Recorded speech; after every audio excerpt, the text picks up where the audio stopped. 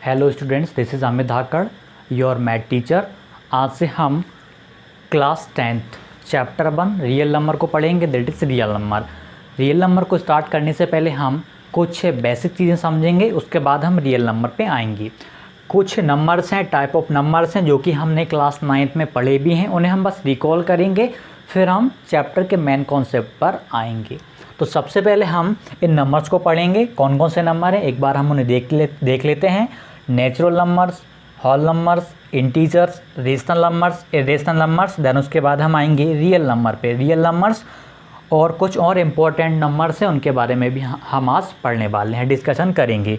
Even numbers, odd numbers, prime numbers and composite numbers, इन सभी numbers के बारे में आज हम जानने वाले हैं। बेसिक वीडियो है, ये सारी चीज़ें आपको आनी चाहिए, तभी जाकर के आप रियल नंबर को अच्छे से समझ पाएंगे। ठीक है, तो स्टार्ट करते हैं। सबसे पहले हम टाइप ऑफ नंबर्स पढ़ेंगे, उसमें हम सबसे पहले देखेंगे नेचुरल नंबर्स। ठीक है, नेचुरल नंबर्स।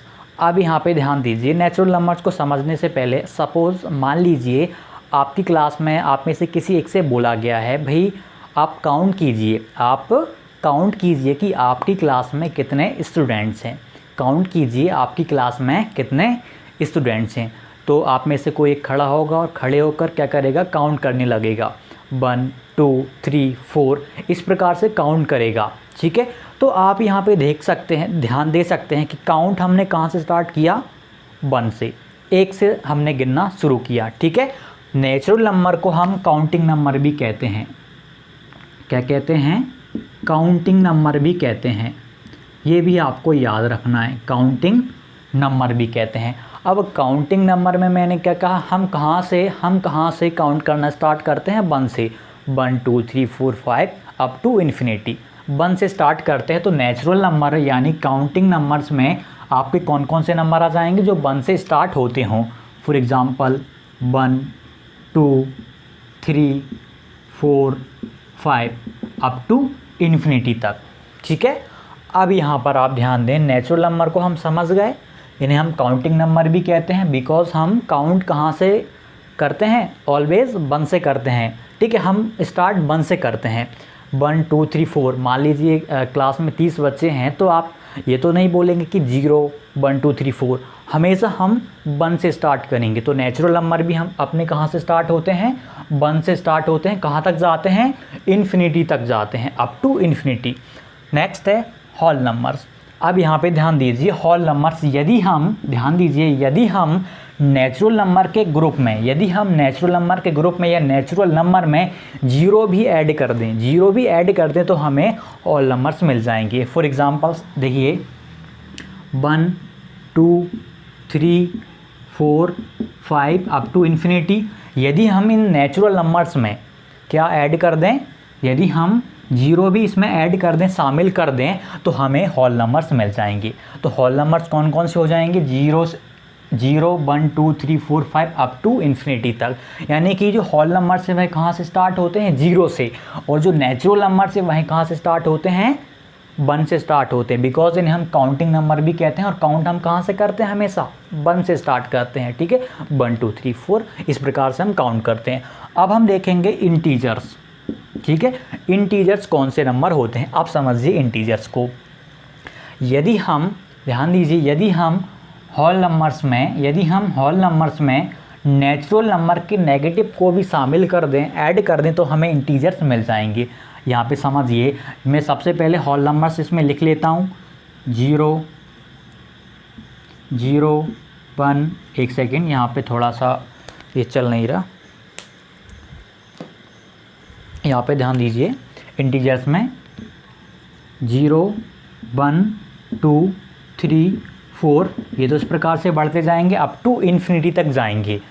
और मैंने क्या कहा, यदि हम होल नंबर्स के ग्रुप में सारे के सारे होल नंबर्स ले लिए, हम नेचुरल नंबर के माइनस को भी यदि इसमें ऐड कर दें, -1 -2 -3 -4, यदि हम इनको भी ऐड कर दें, तो हमें इंटीजर्स मिल जाते हैं। अब यहाँ पे एक चीज़ समझने वाली है, यहाँ से क्वेश्चन भी आ जाता है कभी कभार। अब यहाँ पे ध्यान दीजिए, जो होल नंबर्स हैं, इस होल नंबर्स में सारे के सारे काउंटिंग नंबर हैं या नहीं। आप देख सकते हैं जो होल नंबर्स हैं उनमें सारे के सारे काउंटिंग नंबर भी आएंगे। सारे के सारे ये काउंटिंग नंबर भी इस होल नंबर्स में आ रहे हैं। अब इंटीजर्स में भी आप देख सकते हैं ये अप टू इन्फिनिटी जाएगा यहाँ पे माइनस में। इंटीजर्स में आप देख सकते हैं सारे के सारे नेचुरल नंबर हैं या नहीं, बिल्कुल सारे के सारे नेचुरल नंबर हैं जो कि पॉजिटिव में हैं। क्या सारे के सारे होल नंबर से भी इंटीजर्स में आते हैं? बिल्कुल, ये आप देख सकते हैं ये सारे के सारे नेचुरल नंबर्स हैं, ठीक है। और इसमें इन नेचुरल नंबर्स का नेगेटिव भी आता है, ठीक है, नेगेटिव भी आता है। अब हम देख लेते हैं रेशनल नंबर्स को, इम्पोर्टेंट है ये रेशनल नंबर। रेशनल नंबर यदि हम मैथमेटिकली बात करें, इसे हम किस फॉर्म में लिखते हैं? रेशनल नंबर को पी अपॉन क्यू के फॉर्म में लिखते हैं, where Q is not equals to zero, जहाँ क्यू जीरो नहीं होता, जहाँ क्यू जीरो नहीं होता। यहाँ पे पी और क्यू क्या है? इंटीजर्स हैं, इनमें से कोई से भी इंटीजर्स हो सकते हैं, लेकिन क्यू जीरो नहीं होगा। क्यू कभी भी जीरो नहीं होगा, कोई सा भी नंबर हो सकता है, कंडीशन है कि क्यू कभी भी जीरो नहीं होगा।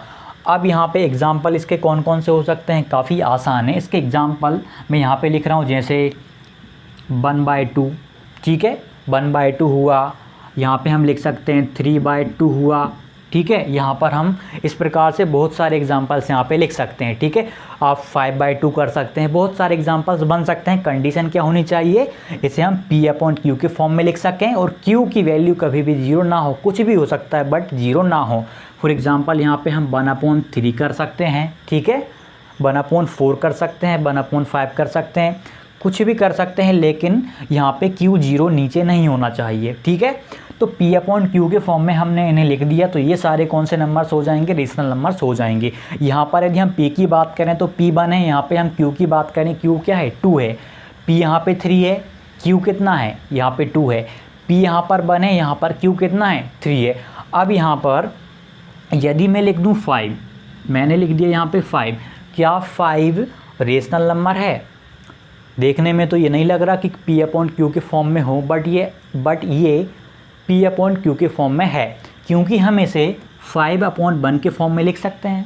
किसी भी नंबर के जब हम डिवाइड में 1 लिखते हैं, ठीक है, तो कोई इफ़ेक्ट नहीं पड़ता, ठीक है, क्योंकि हम 1 से 5 में डिवाइड करेंगे तो 5 ही आएगा। तो हम इसे पी अपॉन क्यू के फॉर्म में लिख सकते हैं, यानी कि जितने भी नेचुरल नंबर्स हैं उनके अपॉन में यदि हम 1 लगा दें तो वो क्या हो जाएंगे? पी अपॉन क्यू के फॉर्म में आ जाएंगे, पी अपॉन क्यू के फॉर्म में आ जाएंगे। यानी कि कहने का मतलब ये है, जितने भी नेचुरल नंबर्स होते हैं सारे के सारे इंटीजर्स होते हैं, सारे के सारे रेशनल नंबर होते हैं। जितने भी नेचुरल नंबर होते हैं सारे के सारे क्या होते हैं? रेशनल नंबर होते हैं। फॉर एग्जांपल हम बात करें 3 की, 3, इस 3 को हम पी अपॉन क्यू के फॉर्म में लिख सकते हैं, बिल्कुल 3/1, नीचे हम 1 लगा देंगे तो पी अपॉन क्यू के फॉर्म में आ गया। बस कंडीशन ये है कि कभी भी क्यू नीचे जीरो नहीं आना चाहिए। फॉर एग्जांपल 3/, मैं यदि जीरो करता हूँ तो ये बिल्कुल गलत है, ये बिल्कुल गलत है, नोट डिफाइन, नीचे जीरो नहीं आना चाहिए। यदि नीचे जीरो आ गया तो ये रेशनल नंबर नहीं है। इतना समझ में आ गया। अब बात आती है जीरो की, क्या सर जीरो रेशनल नंबर है या नहीं है? तो यहाँ पे ध्यान दीजिए, मैं यहाँ पे लिख देता हूँ।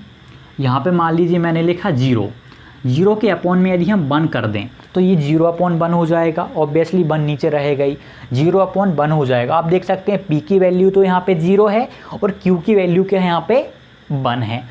इसका मतलब है यहाँ पे क्यू की वैल्यू क्या है? 1 है, पी की वैल्यू वहाँ पे क्या है? 0 है, यानी कि क्यू वहाँ पे 0 नहीं है, तो हम इसे 0/1 के फॉर्म में लिख सकते हैं। यानी कि सारे के सारे होल नंबर्स भी क्या हो जाएंगे? सारे के सारे होल नंबर्स रेशनल नंबर होंगे, क्योंकि हम सभी के अपॉन में 1 लगा करके लिख सकते हैं। इन्हें हम सभी को पी अपॉन क्यू के फॉर्म में लिख सकते हैं। अब क्या सारे के सारे इंटीजर्स भी रेशनल नंबर होंगे? ऑब्वियसली होंगे, बिकॉज हम इन सभी को पी अपॉन क्यू के फॉर्म में लिख सकते हैं। फॉर एग्जाम्पल यहाँ पे भाई मैंने -3 लिया, मैं इसको -3/1 के फॉर्म में लिख सकता हूँ, तो ये भी क्या हो गया? ये भी -3 भी एक रेशनल नंबर हो जाएगा, ठीक है। तो सारे के सारे नेचुरल नंबर्स, ठीक है, all whole numbers and all integers क्या होंगे? रेशनल नंबर्स होंगे। ये बेसिक कॉन्सेप्ट है। अब देख लेते हैं इरेशनल नंबर्स कौन से होते हैं। यहाँ पे जैसे पाई हुआ, रूट में 2 हुआ, रूट में 5 हुआ, रूट में 7 हुआ, इस प्रकार से जो नंबर्स होते हैं, ठीक है, ये होते हैं इरेशनल नंबर्स। ठीक है।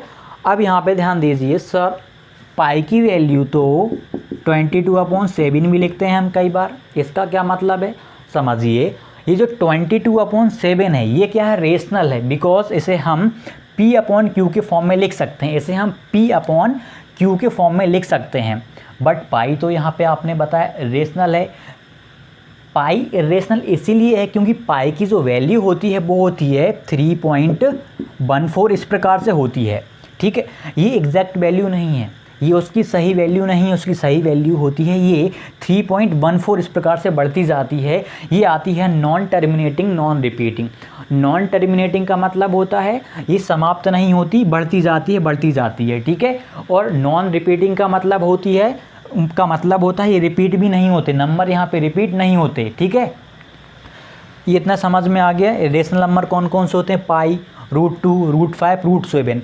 सर एक डाउट है, देखिए कौन सा डाउट आपका यहाँ पे बन सकता है, यदि रूट में यहाँ पे मैंने लिख दिया 4, रूट में 4 लिख दिया, सर ये रेशनल है या इरेशनल है? तो यहाँ पे ध्यान दीजिए, √4 रेशनल नंबर होगा, √4 क्या होगा, रेशनल नंबर होगा।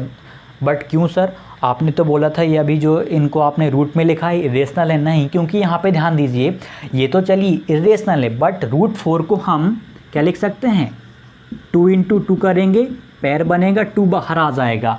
2 हमें पता है 2 क्या है, एक रेशनल नंबर है, बिकॉज हम इसे P/Q के फॉर्म में लिख सकते हैं। ठीक है, तो यहाँ पे √4 क्या होगा, ये √4 आपका आ जाएगा रेशनल वाली लाइन में आ जाएगा। यदि हम बात करें √16 की, √16 की बाहर निकालेंगे तो बाहर कितना आ जाएगा, 4 आ जाएगा। तो यानी कि √16 यहाँ पे क्या हो जाएगा, रेशनल नंबर हो जाएगा, बिकॉज 4 रूट से बाहर आ जाएगा। ठीक है, इसमें आपको कंफ्यूज नहीं होना है। अब देख लेते हैं रियल नंबर्स को। रियल नंबर्स वे नंबर्स होते हैं जिनमें सारे के सारे रेशनल नंबर आ जाते हैं और सारे के सारे इरेशनल नंबर आ जाते हैं, यानी कि group of rational number plus irrational number. Real number में सारे रेशनल नंबर आ जाएंगे और सारे के सारे इरेशनल नंबर आ जाएंगे। इसका कहने का मतलब है रियल नंबर में ये सारे नंबर आ जाएंगे, क्योंकि रेशनल में ये सारे नंबर आते हैं। ठीक है, तो कहने का मतलब है ये सारे के सारे नंबर, ऊपर वाले सारे नंबर रियल नंबर में आ जाएंगे। Natural number, whole numbers, integers, rational numbers, irrational number, सारे के सारे किस में आ जाएंगे, रियल नंबर में आ जाएंगे। ठीक है, तो अब हम देख लेते हैं even number, odd number, prime number, composite number. इनको अभी हम थोड़ा सा समझ लेते हैं। इवन नंबर वे नंबर होते हैं जो 2 से डिविजिबल होते हैं, जिनको में हम 2 से डिवाइड कर सकते हैं। मैं यहाँ पे लिख दे रहा हूँ इवन, इनके नोट्स आपको मिल जाएंगे। ठीक है, नोट करने की कोई ज़रूरत नहीं है, आपको बाकायदा अच्छे नोट्स मिल जाएंगे। इवन नंबर फॉर एग्ज़ाम्पल 2, 4, 6, 8, 10, ये हो जाएंगे इवन नंबर। इवन नंबर क्यों, क्योंकि हम इनमें 2 से डिवाइड कर सकते हैं, इजीली इनमें 2 से डिवाइड चला जाएगा। ठीक है, यानी कि ये सभी 2 से डिविजिबल हैं, तो ये सभी क्या होंगे, इवन नंबर्स होंगे। अब इसी के साथ एक और नंबर आते हैं ऑड नंबर्स। कौन से numbers, odd numbers. Odd numbers वे नंबर्स होते हैं जो 2 से डिविजिबल नहीं होते, 2 से डिविजिबल नहीं होते। यहाँ पे ध्यान दीजिए 1, 3, 5, 7, ठीक है, 9, 11, ये सभी क्या हो जाएंगे, ये सभी ऑड नंबर्स हो जाएंगे, क्योंकि हम इनमें 2 से डिवाइड नहीं कर सकते। 2 से डिवाइड करने पर एक होल नंबर हमें नहीं मिलेगा। ठीक है, यानी कि इवन नंबर वे नंबर होते हैं जिनमें 2 से आसानी से डिवाइड जा सकता है, ऑड नंबर वे होते हैं जिनमें 2 से डिवाइड नहीं जाता। ठीक है, तो इवन नंबर ऑड नंबर को भी हम यहाँ पे समझ गए। अब हम देख लेते हैं प्राइम नंबर और कंपोजिट नंबर को। इसे मैं अभी रफ कर दे रहा हूँ, ठीक है ना, इतने को आपको ये नोट्स मिल जाएंगे। ठीक है, अब हम देखेंगे प्राइम नंबर और कंपोजिट नंबर। ये इसीलिए पढ़ा रहा हूँ ताकि आगे चल के आपको कोई भी कन्फ्यूज़न ना हो, ये आगे चल के काम आने वाले हैं, इस चैप्टर में इनकी ज़रूरत पड़ेगी, इसलिए बेसिक चीज़ें हैं आपको आनी चाहिए। ठीक है, प्राइम नंबर्स, यहाँ पे समझिए प्राइम नंबर्स कौन कौन से नंबर्स होते हैं। फॉर एग्ज़ाम्पल मैंने यहाँ पे लिखा 3, मैंने यहाँ पे लिखा 5, मैंने यहाँ पे लिखा 7, मैंने यहाँ पे लिखा 11। प्राइम नंबर्स वे नंबर्स होते हैं जो जिनमें एक तो 1 से डिवाइड जाता है और अपने आप से डिवाइड जाता है। फिर से बोल रहा हूँ, प्राइम नंबर्स वे नंबर्स होते हैं जिनमें एक तो 1 से डिवाइड जाता है और अपने आप से डिवाइड जाता है। जैसे 3 है, 3 को हम किस किस से डिवाइड कर सकते हैं? 3 को हम 1 से डिवाइड कर सकते हैं, हम 3 को 3 से डिवाइड कर सकते हैं।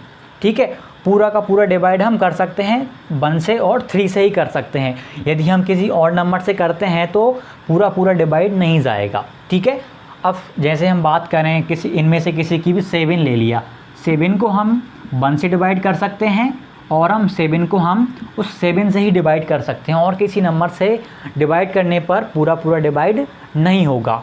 ठीक है, प्राइम नंबर समझ में आ गए, जिनमें एक तो 1 से डिवाइड जाता है और अपने आप से डिवाइड जाता है इटसेल्फ। ठीक है, अब देख लेते हैं हम कंपोजिट नंबर। कंपोजिट नंबर और आसान है। जैसे भाई मैंने यहाँ पे लिखा 4, मैंने यहाँ पे लिखा 8। यहाँ पे ध्यान दीजिए, पहले हम 4 के कॉन्सेप्ट को क्लियर करेंगे। 4 एक ऐसा नंबर है जिसमें हम एक तो 1 से डिवाइड कर सकते हैं, हम उसमें अपने आप से डिवाइड कर सकते हैं, और एक और अपने आप के अलावा किसी दूसरे नंबर से भी हम डिवाइड कर सकते हैं। तो ये कंपोजिट नंबर हो जाएंगे। वे नंबर्स जिनमें 1 से और अपने आप से डिवाइड जाएगा और किसी दूसरे नंबर से भी डिवाइड जाएगा, वो हो जाएंगे कंपोजिट नंबर्स। भाई हमने यहाँ पे ले लिया, भाई 16 है मान लीजिए, 16 कंपोजिट नंबर होगा क्योंकि 1 से डिवाइड जा रहा है और 16 से भी डिवाइड जा रहा है। इसके अलावा और भी नंबर से इसमें डिवाइड जा रहा है, इसीलिए ये क्या हो जाएगा? एक कंपोजिट नंबर हो जाएगा। आप यहाँ पे एग्जांपल के तौर पे 9 को भी ले सकते हैं। बहुत सारे एग्जांपल्स हैं जो कि कंपोजिट नंबर के हैं। तो प्राइम नंबर, कंपोजिट नंबर, ये भी आपको समझ में आ गए। 1 या 2 सवाल ऐसे मिलेंगे जहाँ पर प्राइम या कंपोजिट नंबर की ज़रूरत पड़ेगी, ताकि इसलिए मैंने इनको अभी पहले बता दिया। अब हम देख लेते हैं जो मेन कॉन्सेप्ट है अपना यहाँ पे, Euclid division algorithm, Euclid division lemma, उसको समझ लेते हैं। ठीक।